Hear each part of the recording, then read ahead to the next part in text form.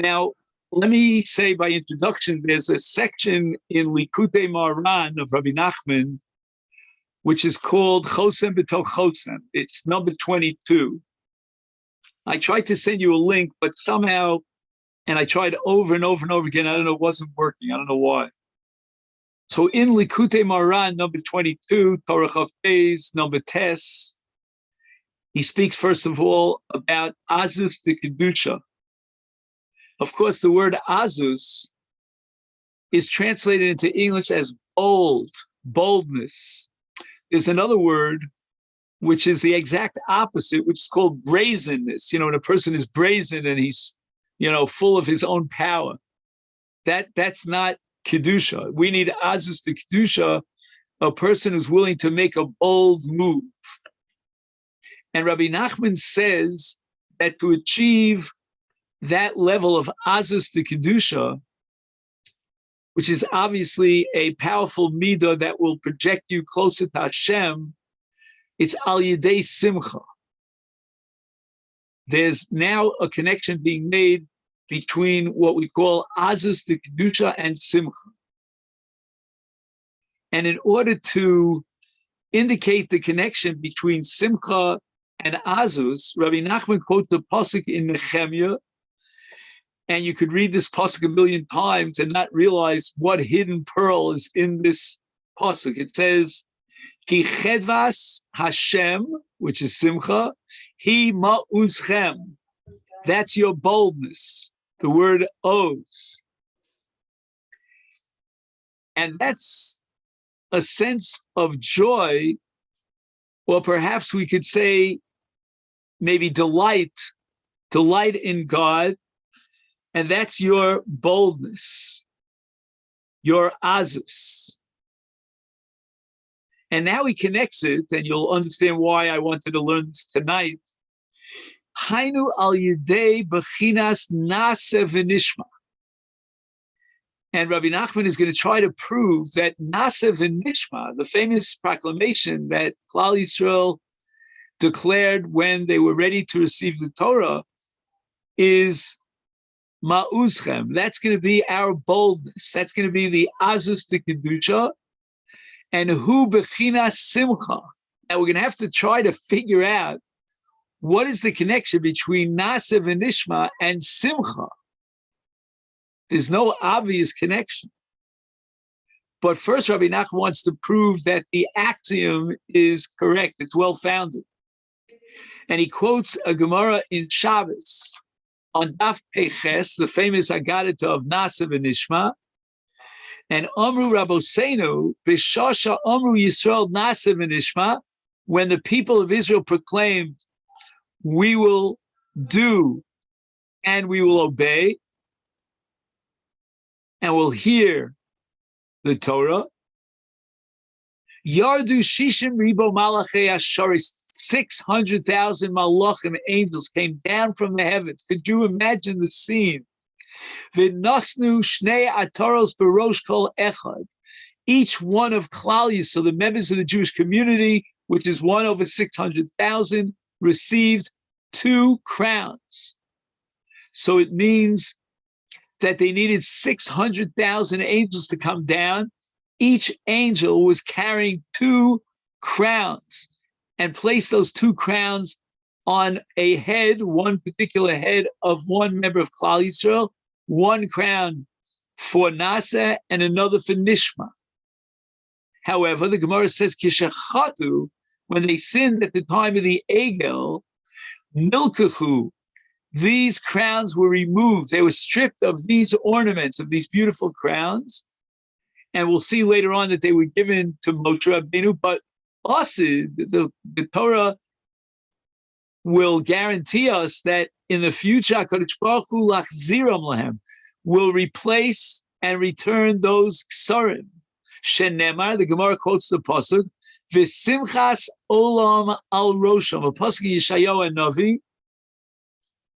There will be an eternal joy over their heads, on their heads. And now we see that the joy is connected to Nase v'Nishma. So for each of these 2 words, and commitments of Nasa and Nishma, they got a separate keser, and that's called Simchas Olam al Rosham. Nimtza, what do I prove from this, says Rabbi Nachman? Shenase v'nishma in bechinas simcha, bechinas v'simchas olam al rosham. An equation now between simcha and nase v'nishma. Nase v'nishma is the ultimate simcha. Why is that so?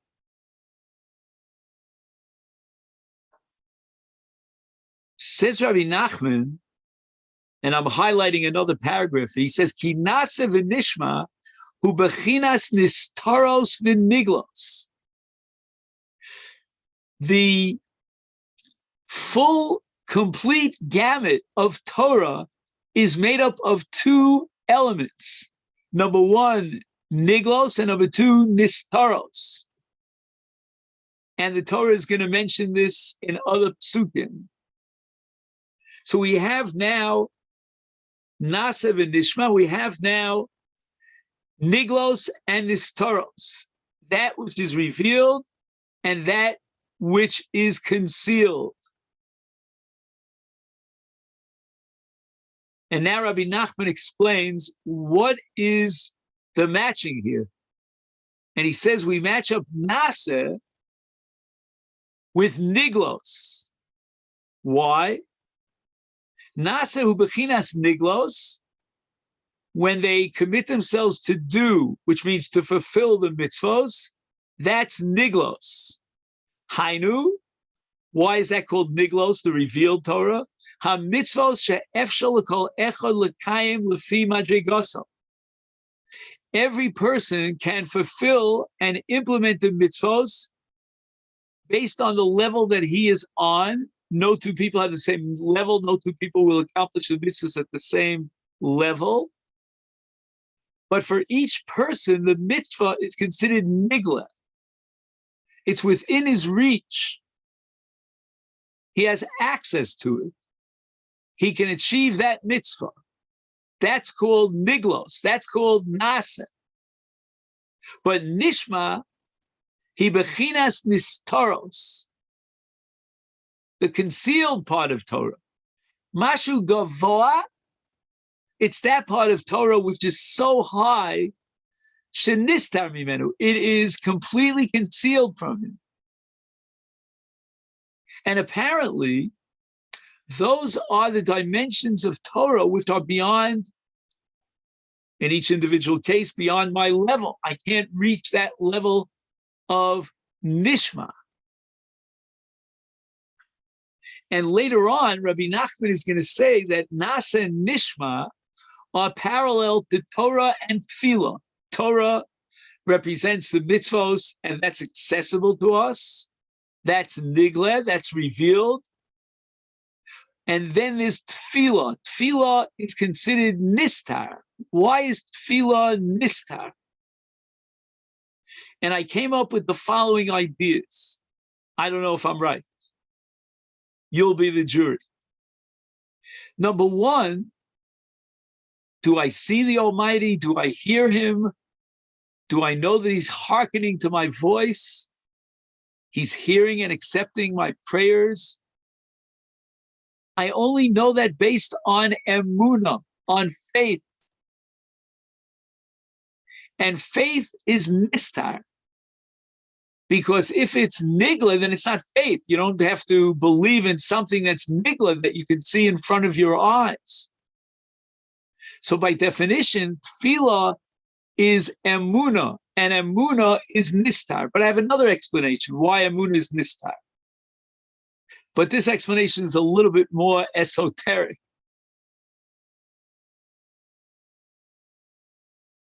Tefillah is what's called dveikus. When a person davens, he leaves behind his great endowment of seichel and intellect, and he thrusts himself, so to speak, upon HaKadosh Baruch Hu. His relationship to Hashem is one of dveikus, in which he almost, shall we say, becomes part of Ein Sof, of the infinity of God, he, so to speak, loses and negates his own self in order to be connected on high to the infinite Almighty. That's called Nistar. That experience of becoming part of Ein Sof is Nistar. I can't explain, I cannot rationally formulate any sort of explanations in paragraph form about what Ein Sof is. I'll never be able to understand the Almighty. He's way beyond my comprehension, but yet in tefillah, I can thrust myself, so to speak, and connect myself to that Ein Sof. And at that point, everything is nistar. It's beyond my comprehension. Says Rabbi Nachman, the goal of a Jew is nasa v'nishma. What does that mean? He starts at one level of nishma, of nasa. At that level of nasa, he has access to mitzvos. He knows which mitzvos he can understand, which mitzvos he can know how to fulfill. But then there's a level that goes beyond. That's called nistar. And through his avodah, and he works very hard, he climbs from nishma to the level of, from nasa to the level of nishma, from nigla to nistar. When he climbs and ascends the ladder, that which was heretofore nistar now becomes nishma. Again, I made the same mistake. Now becomes nasa. Let me get it right this time. So that the nishma now becomes nasa, the nistar now becomes nigla. And now once again, he's got a nishma that's nistar, but that's on a higher level. So he's constantly growing from one level to the other, from one darga to the next, climbing higher and higher. And this gives him a sense of simcha. Why simcha? Because what is simcha? Simcha means, if I can say it in psychological terms, I wake up in the morning and instead of going back to sleep and enjoying, Chazal say that sleep is 1/60th of death, instead of that, I'm like a lion, heavy miskaber kari. I feel a sense of challenge. I want to move forward. I have a great deal to accomplish. I'm motivated. I'm excited. I'm full of energy. And that's why I wake up in the morning. That motivation is a result of the fact that I am not going to stay stagnant and static in the same place I was yesterday, but rather today I'm going to face new challenges to climb higher and higher. That's the nasa v'nishma. And that's the simcha. Simcha means I have a total excitement. I am joy. I'm delighted. I am excited about what challenges and how I can recreate myself. And I can reach higher and higher levels, going from nasa to nishma. And then once I get to nishma, nishma becomes part of my nasa. And now I project myself forward to a new level of nishma, which is on a higher level. So I'm constantly climbing different levels and bringing my nishma into my nasa. And now I'm generating a new nishma. And I have that much of a higher level to achieve.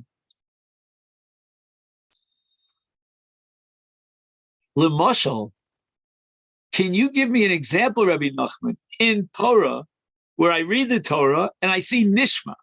I see something that's nistar. He says it's a kol mitzvah.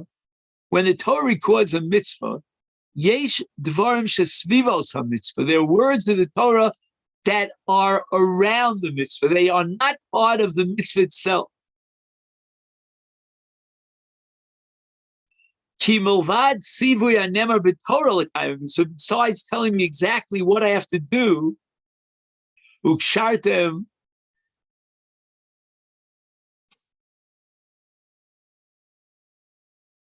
Yesh od dvarim b'Torah. There are other words in the Torah. Kigon. Vayidaber Hashem el Moshe. These words have no content. They don't reveal or shine a light on the mitzvah itself. She'ar diburei Torah shesvivos ha-mitzvah. There are many diburim, many words in the Torah that surround the mitzvah, but they're not part of the mitzvah. They don't describe and define the nuances and the requirements of the mitzvah. So how do I understand these diburim? The avoda sheyesh b'diburei Torah alalu shesvivos ha-mitzvah heim b'chinas nishma nechshav b'chinas nistar. So there are parts of the Torah. The mitzvah atzma, he says, "Anu yicholim l'kayim." That's nasa. That's nigla. Ach avoda sheyesh be'elu adiburim. When these diburim don't tell me a thing about the mitzvah and how to fulfill it, ain't anu yodim.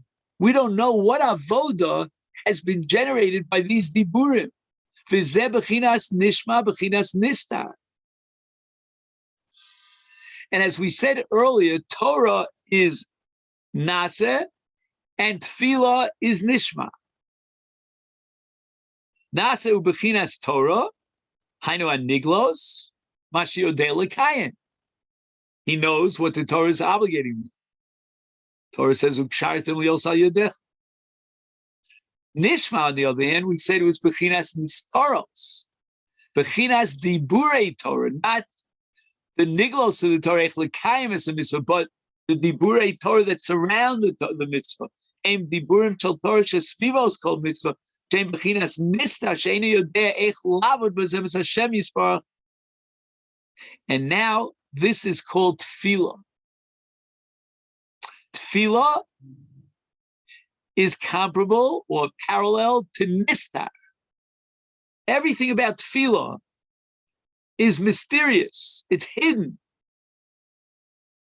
It's not like a mitzvah where I know exactly what I have to do. Give me a pair of tzitzis and I'll wear the tzitzis. Give me a matzah and I'll eat the matzah. That's nistar. That's nigla. That's accessible. That's clear.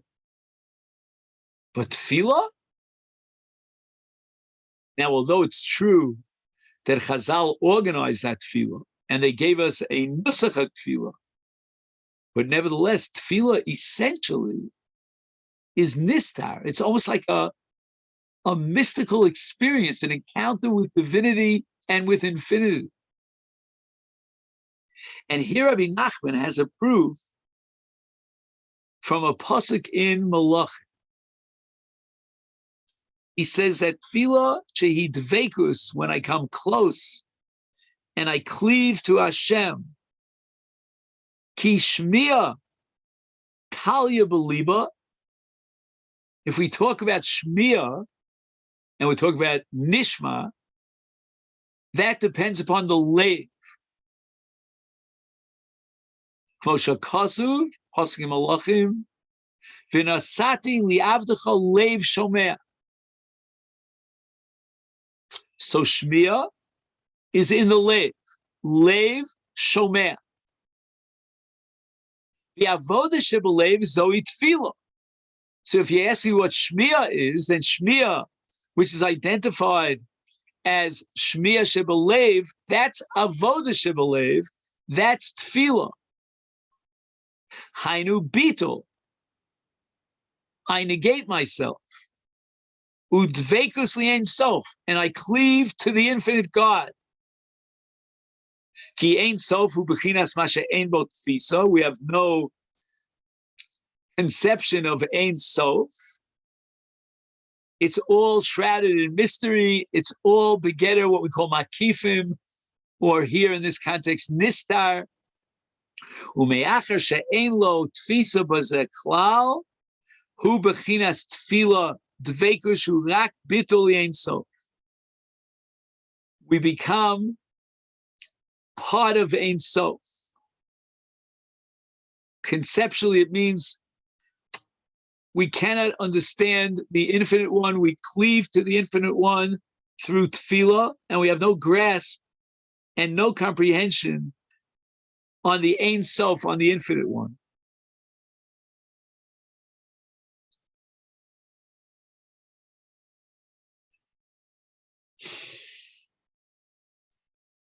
Now, I have here a note in my edition of Likutei MoHaran from Rabbi Chaim Kramer, Shlita. You remember Rabbi Chaim Kramer? I mentioned him in the past. He is the organizer of the Bresler Institute for Anglo-Saxons. He says no matter what level of nasa a person has attained, there are higher and greater levels of nishma that lie beyond his intellectual comprehension, his ability to understand and grasp. But through the yearning of his heart and through his prayers, he can nevertheless be found worthy of attaining these perceptions. So right now he's limited. And these are perceptions beyond his comprehension. That's called nishma or nistar, but with his tefillah and with the yearnings of his heart, he can be found worthy of attaining these perceptions. And then the nishma becomes nasa.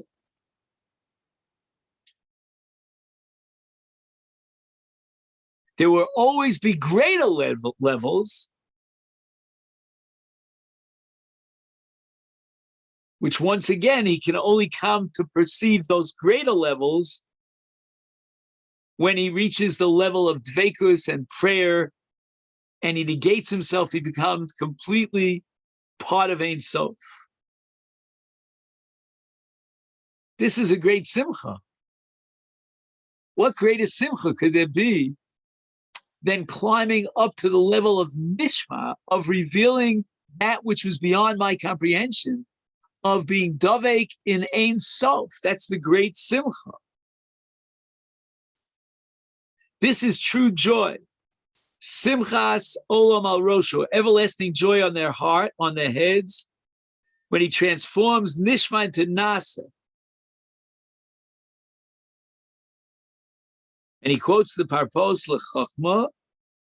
We've seen that true joy corresponds to nasa v'nishma, Torah and prayer.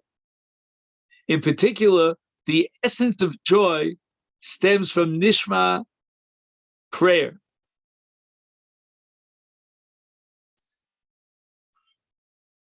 And nishma, or prayer, corresponds to fear of Hashem, humility.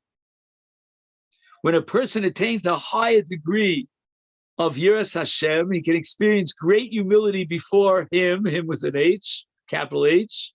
In light of God's infinite greatness, this person is ashamed of his meager achievements. At the same time, he greatly longs to ascend to still higher and come even closer to Hashem.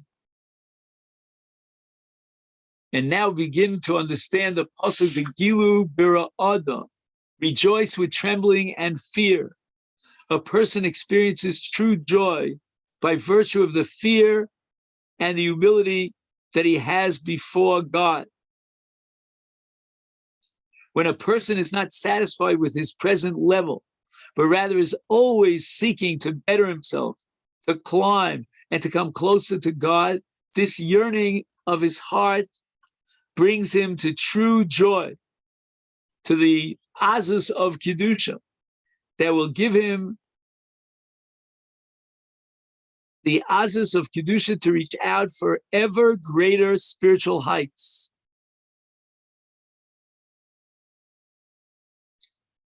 V'yesh b'chol darga v'darga, v'chein b'chol olam ha'olam, b'chinas nasa v'nishma, kol echad lefi madrigasa yesh lo b'chinas nasa, b'chinas Torah, hainu niglos, u'b'chinas nishma, she b'chinas nistaros, b'chinas tefillah. He misha bala madrega gavoa mirishona, when he ascends to a higher level than his first level, azai nasa mea nishma shelo b'chinas nasa mea nishma shelo b'chinas nasa. So the nishma becomes nasa. V'azai yesh lo b'chinas nishma acheres. Now there's a higher level of nishma, which is beyond his tfisa. V'chein midarga v'darga, goes over and over again. You climb to one higher level, and you get a bechina of nasa v'nishma.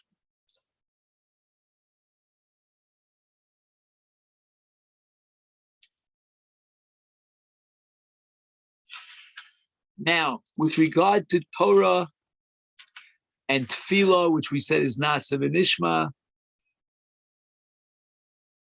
Rabbi Nachman has a lot to say. We find in the Gemara in two places, Avodah Zarah and Kiddushin, the Gemara speaks about Torah's Hashem as opposed to Torah So. And the Gemara says, Mitchila, it's Torah's Hashem, and then afterwards it becomes Torah So. What does this mean? Says Rabbi Nachman, beginning it's Torah's Hashem, it's Nistar, it's beyond his comprehension. And Nistaros Lashem Elokeinu, the pasuk says. The Acharkach, Shubimadrega Gavoa, if he climbs to, a higher level, Nase Torasa, that which was Torah's Hashem now becomes his Torah. He acquires that Torah, it's his Torah. Shenase me'anishma nase, shehu bechinas haniglos lanu ulevanenu. So the nishma now becomes nasa because now we can comprehend it on this higher level, and that's niglos lanu ulevanenu. Now becomes mine. I acquire ownership over it. And this is what the pasuk means. Hanistaros Lashem Elokeinu. Hidden things pertain to God. Zebechinas nishma. Vaniglos lanu ulevanenu. That which is revealed applies to us and to our children.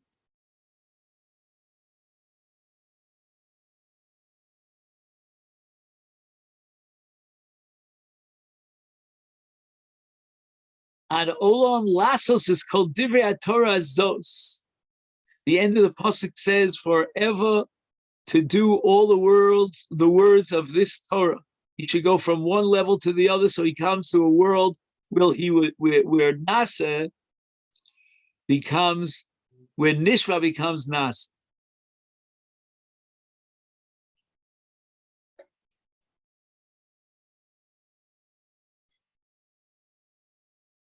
And at the end of the pasuk, it says, Lasos is called Divrei Torah. What's Divrei Torah? The Divrei Torah are those diburim that we spoke about that are mismivos ha-mitzvah, kagov vayidabra Hashem el Moshe. Ein bechinas nishma. They are nishma meaning nistar. Those are the diburei Torah, not the Divrei Torah.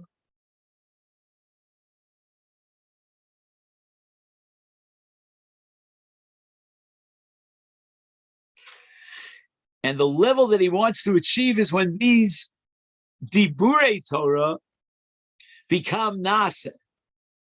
He's able to comprehend them. B'zeu ad olam sheyelech midargo lidargo me'olam li'olam lasos dafka b'chinas nasa. It's called Divrei Torah Zos. And what's the Divrei Torah? That's the Diburei Torah, surrounding the mitzvah. She'ein bechinas nistaros.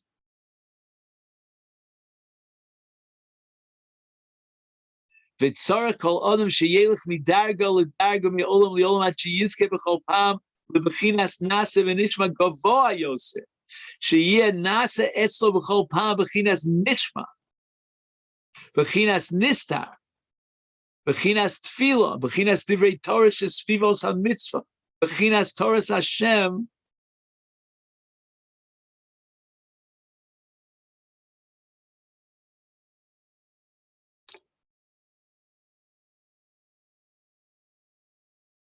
And the idea is to take Torah Hashem and make it into Torah. So, yeah, nasa mizeh bechinas nasa, bechinas nigla, to take the Torah Hashem, the Divrei Torah, Svivos HaMishnah, Torah Hashem, which is Nistar, and make it into Nasa. Bechinas nigla. This is an ongoing process during one's entire life. He gets to a level of nasa, and then he realizes that the next level, which is nishma, is above his comprehension. He can't figure it out. And then he gets to a level where the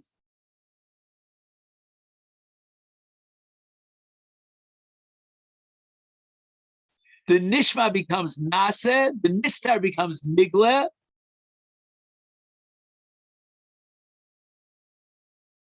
and he's going higher and higher.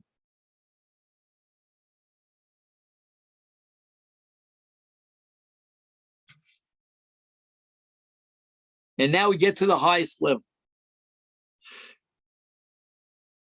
Visham, when he goes to the highest level, he can reach something called Reishis Nekudas Habriya, the beginning of the point of creation, Shehu Tchilas Hatzilus. That's the beginning of the highest world. Visham, Yesh Gam Kein Bechinas Nasa v'Nishma. Even in the worlds above, there's Nasa v'Nishma. Bechinas Nishma, Sheyesham Shu Toras Hashem B'Emes, Ki B'chol Olam U'Madrega Toras Hashem Hirak Shem Mushal. Ki Rak Machmas Shenistar Mimenu Nikra Toras Hashem. Ukshebol Hashem Nase Torosam. Acha Bechina Shel Nishma Shebetchilas Hatzilus Hi Toras Hashem B'Emes. Ki Ein Gavoa Misham Rak Toras Hashem Mamish. V'achakach Ed Nichlal B'Ein Sof Azai Hanase Hi B'chinas Toras Hashem Mamish. V'anishma B'chinas Tfilas Hashem.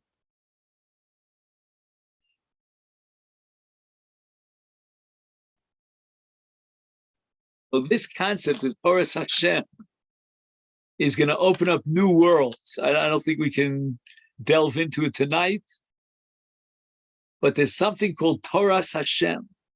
And not only that, there's something called Tfilos Hashem. Hashem, the Gemara says, is mitzvah.